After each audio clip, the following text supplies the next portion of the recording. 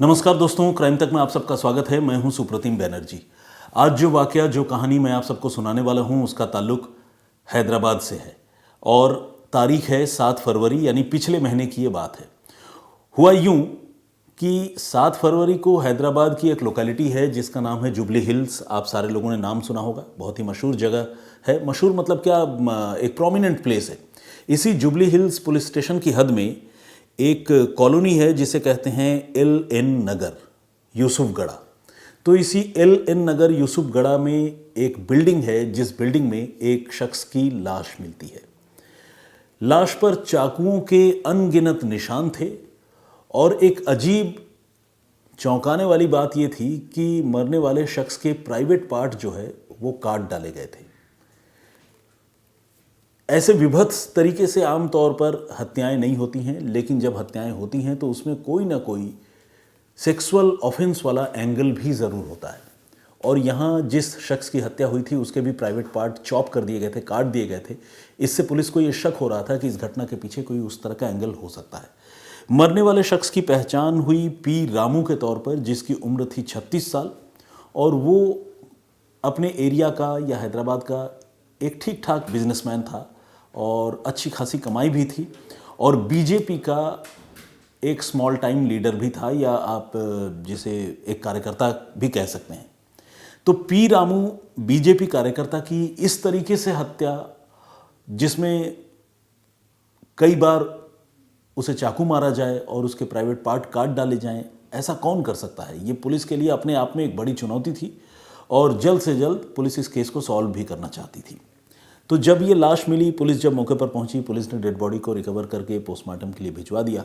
चूँकि मरने वाला आदमी जो है उस इलाके में सारे लोग उसे जानते थे, पॉलिटिकली एक्टिव था, सोशली एक्टिव था, तो उसकी पहचान भी पता चल गई। अब पुलिस ने उसके मोबाइल फ़ोन की CDR निकलवाई और ये देखना शुरू किया कि पी रामू की किन किन लोगों से बात होती थी और ख़ासकर जिस रोज़ उसकी हत्या हुई उस दिन उसकी किससे बात हो रही थी। तो पुलिस की ये कोशिश जो है वो रंग लाई, कामयाब हुई और जल्द ही पुलिस को पता चला कि उसकी नसीमा नाम की एक 19 साल की लड़की से उस रोज़ बात हुई थी और नसीमा ने ही कथित तौर पर, जिसे इंग्लिश में कहते हैं एलिजेडली, पी रामू को खुद से मिलने के लिए उस इलाके में, LN नगर इलाके में बुलाया था। अब नसीमा के बारे में पुलिस ने जानकारी जुटाने की शुरुआत की तो पता चला कि नसीमा जो है उस इलाके में जिस्म फरोशी का कारोबार करने वाली एक महिला जिसका नाम है इमाम बी, उसकी बेटी है। इमाम बी से पुलिस वाले अच्छी तरह वाकिफ़ थे, क्योंकि आपको पता है जो भी क्रिमिनल एक्टिविटी में लिप्त होते हैं लोग, और ख़ासकर जिस्म फरोशी में या ड्रग्स के कारोबार में जो लोग शामिल होते हैं, उनके बारे में पुलिस जानती तो है ही। तो इमाम बी की बेटी थी नसीमा और नसीमा के साथ पी रामू की आखिरी दफ़ा बातचीत हुई थी।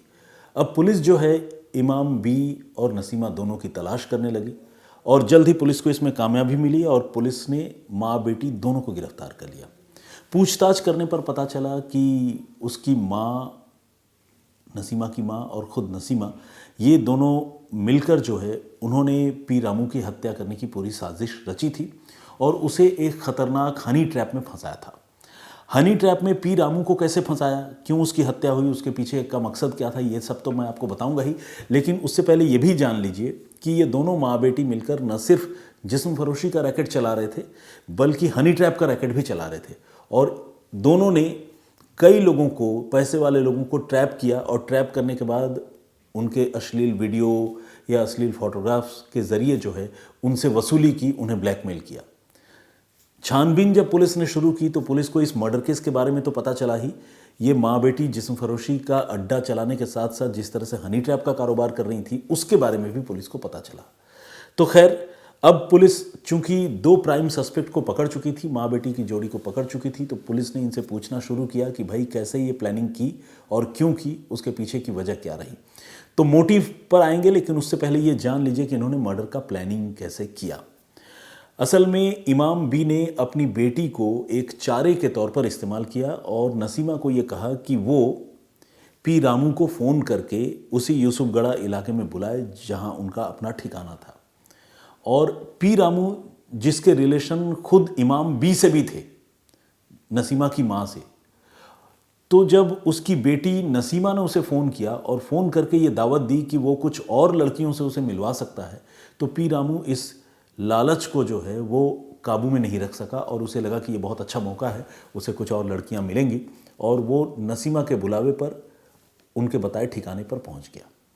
मगर वहाँ पहले से कुछ लोग मौजूद थे जो उसका इंतज़ार कर रहे थे, और 4 से 5 लोगों ने, या फिर आप ये कहें कि गुंडों के गैंग ने पी रामू पर अटैक कर दिया, उस पर ताबड़तोड़ चाकुओं से हमले किए। हत्या करने के बाद उसकी लाश जो है वो खुर्द-बुर्द कर दी, बिल्कुल शत-विशत कर दिया, जिससे उसकी पहचान भी मुश्किल हो, और साथ ही जो प्राइवेट पार्ट है उसे काट दिया। अब जैसा कि मैंने आपको बताया, जब ये घटना सामने आई और जब लाश पुलिस को मिली, तो पुलिस को इस मामले में सेक्स वाला एंगल जो है वो समझ में आ रहा था, क्योंकि प्राइवेट पार्ट को बहुत बुरी तरह से डैमेज किया गया था। अब पुलिस ने जब इन दोनों को पकड़ा और इनसे जब बाकी गुंडों के बारे में पता चला, तो ये भी पता चला कि उनमें से कुछ गुंडों को माँ बेटी ने इस हत्याकांड के लिए उकसाया था। असल में नसीमा नाम की जो लड़की है, जिसने जाल बिछाया अपने हुस्न का या अपनी खूबसूरती का और पी रामू को अपने ठिकाने तक बुलाया, उस लड़की का कथित तौर पर एक और आदमी विनोद के साथ अफेयर था। नसीमा ने यह किया कि उसने अपने बॉयफ्रेंड विनोद को यह बताया कि पी रामू उसे परेशान कर रहा है, उसे फॉलो कर रहा है, उसे स्टॉक कर रहा है। जब इस तरह की बात विनोद को पता चली तो उसे लगा कि अच्छा, मेरी गर्लफ्रेंड के साथ ऐसा, वो गुस्से में आ गया। अब नसीमा जैसी एक लड़की जो जिस्म फरोशी के अड्डे पर ही पली बढ़ी और जो खुद भी हनी ट्रैप के धंधे में शामिल हो पुलिस के मुताबिक, उस लड़की का बॉयफ्रेंड, उसका क्या ट्रैक रिकॉर्ड होगा ये भी समझना कोई बहुत मुश्किल काम नहीं है। तो विनोद को बहुत गुस्सा आ गया और विनोद ने अपने एक फ्रेंड मणिकांत से बात की। ये मणिकांत भी जुर्म की दुनिया का पुराना खिलाड़ी था। इस मणिकांत के साथ पी रामू की एक बार पहले लड़ाई हो चुकी थी और पी रामू ने मणिकांत की अच्छी खासी पिटाई की थी। मणिकांत को शुरू से ही पी रामू के प्रति काफ़ी रंजिश थी और उसके मन में बदले की आग जो है वो धधक रही थी। उसे ये लगा कि अब विनोद के साथ भी ऐसा हो गया, पी रामू ने विनोद की गर्लफ्रेंड को छेड़ दिया, तो अब ये मौका है कि हम उससे बदला लें। और खुद नसीमा और उसकी माँ तो ये चाहते ही थे कि पी रामू की हत्या हो जाए। तो इन लोगों ने मिलकर फिर हनी ट्रैप का जाल बिछाया, लड़कियों का लालच दिया और पी रामू को बुला लिया। बुलाने के बाद फिर उस पर अटैक कर दिया और उसकी जान ले ली।